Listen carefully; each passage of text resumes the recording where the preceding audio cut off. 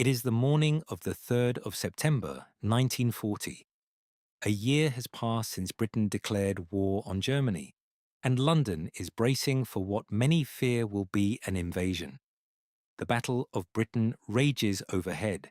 Barrage balloons hang like grey clouds above the Thames, and in a quiet chemist's shop somewhere in the south of England, a man walks through the door and makes a request so strange, so fundamentally wrong, that the pharmacist behind the counter knows, within seconds, that something is very badly amiss. The man is Karl Drucker. He has arrived in Britain just hours earlier, having been dropped by a small boat off the Scottish coast near Port Gordon. He carries forged identity papers, a wireless transmitter, and a mission from the Abwehr, German military intelligence, to report on British troop movements and civilian morale. He is trained for months. He speaks passable English. He has studied British customs and habits. And yet, within a single morning, he has already made a mistake so glaring, so elementary, that it would cost him everything. He has walked into a chemist's and asked to purchase something, in a way that no British person ever would. One sentence, one small, telling error. And that sentence is the reason you are watching this today. Because in the Second World War, Britain's greatest defense against enemy espionage was not always radar, or code breaking, or double agents, though all of those played their part. Sometimes, the most lethal weapon against a Nazi spy was simply the quiet, unassuming knowledge of how ordinary British life actually worked.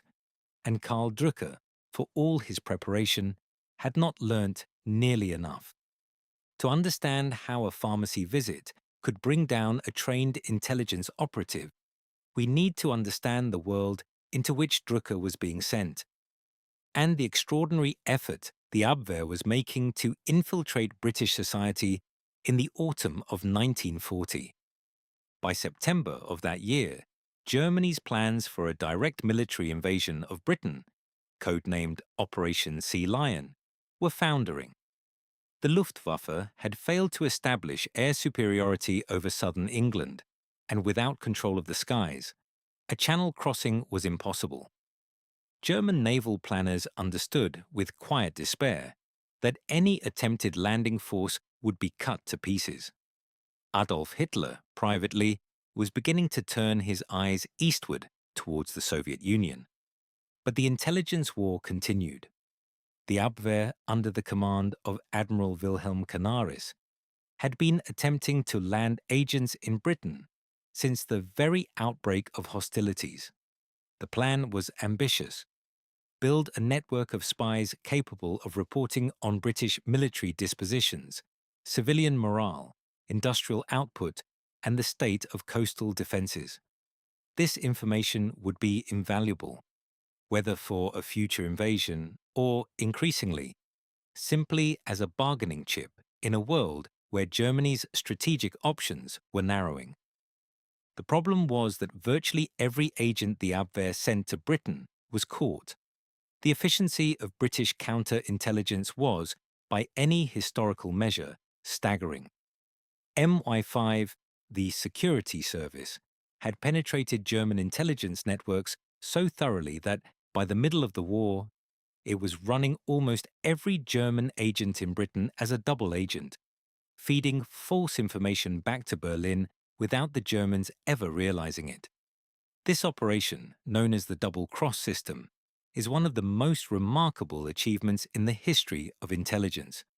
But the double cross system required that agents first be captured rather than simply shot.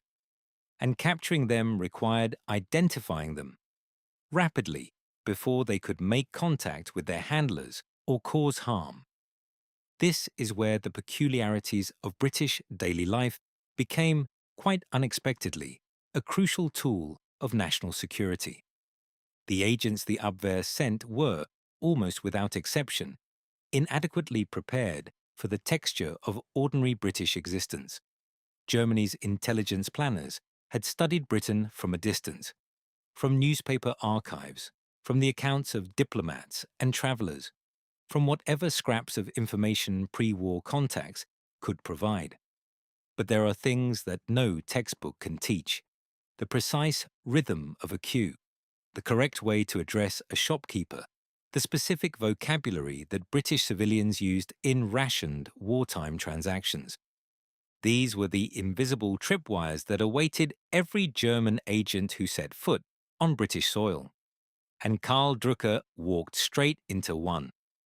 Drucker had landed at Port Gordon in the early hours of the 3rd of September, along with a companion named Werner Walti and a woman called Vera Schallberg, who would later be known in the British press by the far more dramatic name of Vera de Cottony Chalbur. The three of them had come ashore in a rubber dinghy, cold, damp, and conspicuous. They had carried their wireless equipment and supplies in luggage that was, almost comically, not the kind that British people carried. Their bicycles, they had brought bicycles, were of a type not sold in Britain. But it was not their bicycles that finished Drucker, it was the pharmacy. The account that has come down through the historical record, documented in MI5 files that were declassified in the 1990s and have since been examined by historians, including Nicholas Rankin and others who have written on wartime espionage, is both dramatic and, when you understand the context, almost painfully inevitable. Drucker entered a chemist's shop, most likely in the town of Bucky or the surrounding area, and asked to purchase something. The specific item most often cited in accounts of this case is aspirin. The problem was not what he asked for. The problem was how he asked for it. He requested a specific quantity, a precise number of tablets, in a manner that simply was not how British people made purchases in chemists' shops. British customers in 1940 asked for items by their common names, in the conventional units in which they were sold, using the familiar shorthand of people who had spent their lives navigating the particular rituals of the British High Street. Drucker did not do this. The pharmacist, whose name does not appear prominently in the historical record, which is itself a small injustice, immediately recognized that something was wrong. The request was just slightly off, not dramatically, not obviously to someone who wasn't paying attention. But pharmacists in wartime Britain had been briefed. They knew to watch for the unusual. They were part of an informal network of ordinary citizens who had been quietly enrolled as the eyes and ears of national security. If you are finding this interesting, a quick subscribe helps more than you know. It keeps the lights on for more stories like this one. The pharmacist alerted the local constabulary. Drucker was detained within hours.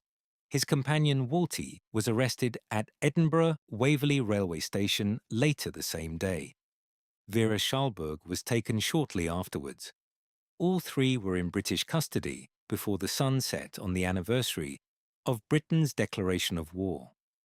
The Abwehr, it must be said, was not the only intelligence organization sending underprepared agents into hostile territory. Every major power in the Second World War struggled with the fundamental problem of creating convincing cover identities for people who had not grown up in the country they were infiltrating. The Americans, the Soviets, the British themselves, all made errors, all lost agents to similar slips of cultural knowledge. But the German effort was, by most assessments, particularly poorly managed.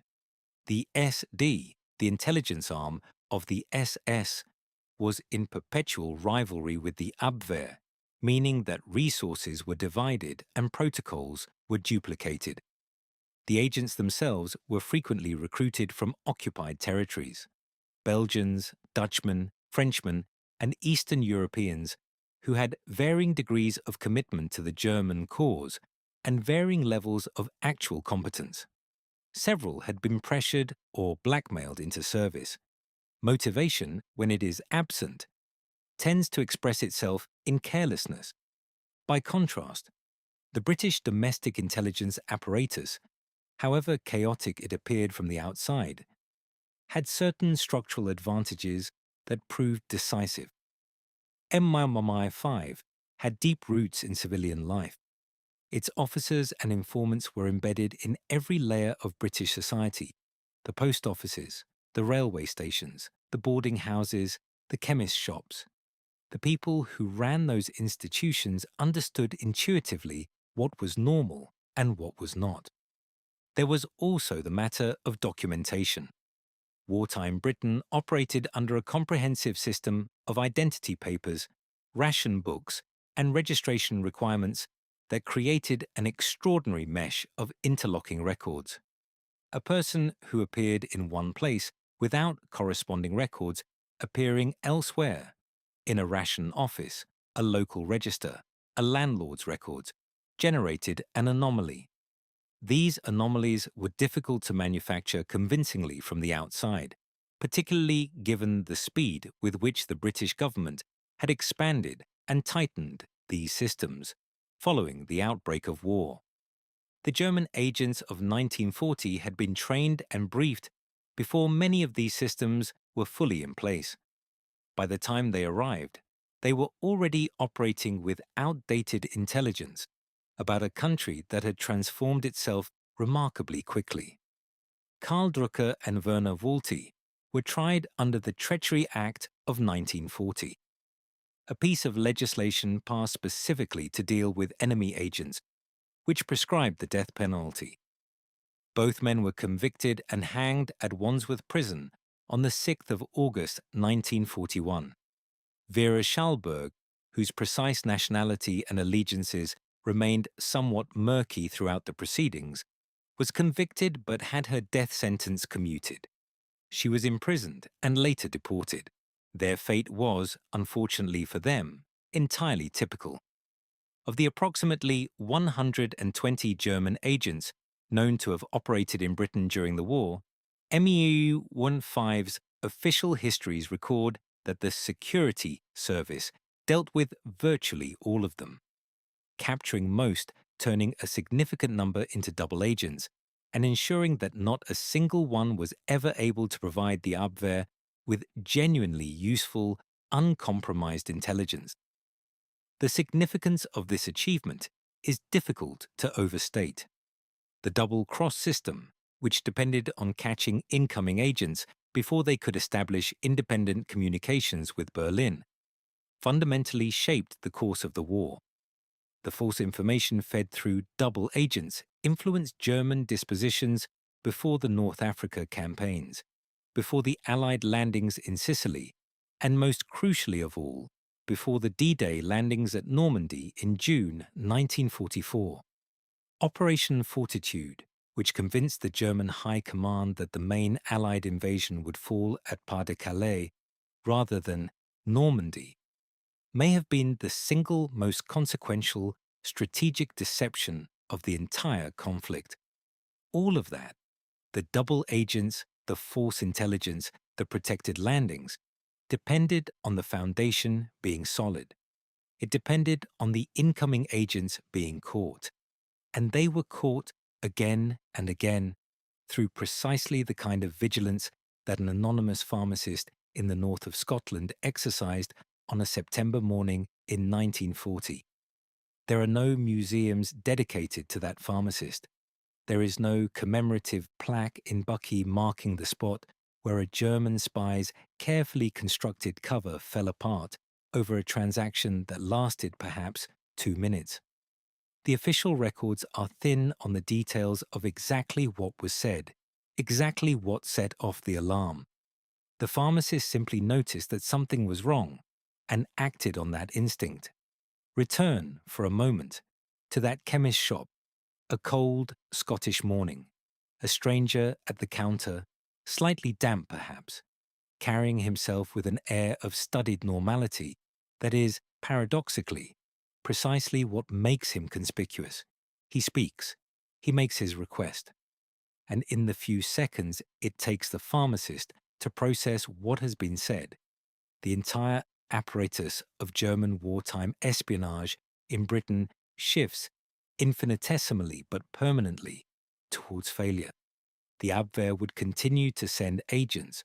More would arrive, by parachute, by boat, occasionally by the audacious expedient of simply walking in through neutral countries. Most would be caught within days, sometimes within hours. A handful would be turned and used. None would ever build the network that German intelligence needed. The irony is almost architectural in its perfection. Germany, which prided itself on methodical efficiency, sent agent after agent into a country whose most effective defense was something that cannot be trained, cannot be faked, and cannot be purchased. The deep, bone-level familiarity with the routines of daily life that comes only from having actually lived them. How you ask for aspirin, how you hold yourself at a counter, the tiny, invisible grammar of being British. Karl Drucker had studied Britain. He had prepared as well as his handlers could prepare him.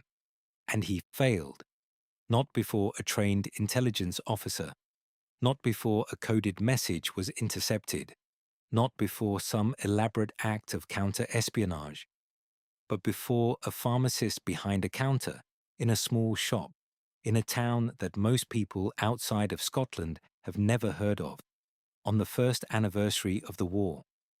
He had travelled across the North Sea in the dark. He had come ashore through cold water. He had carried his wireless transmitter through the Scottish dawn.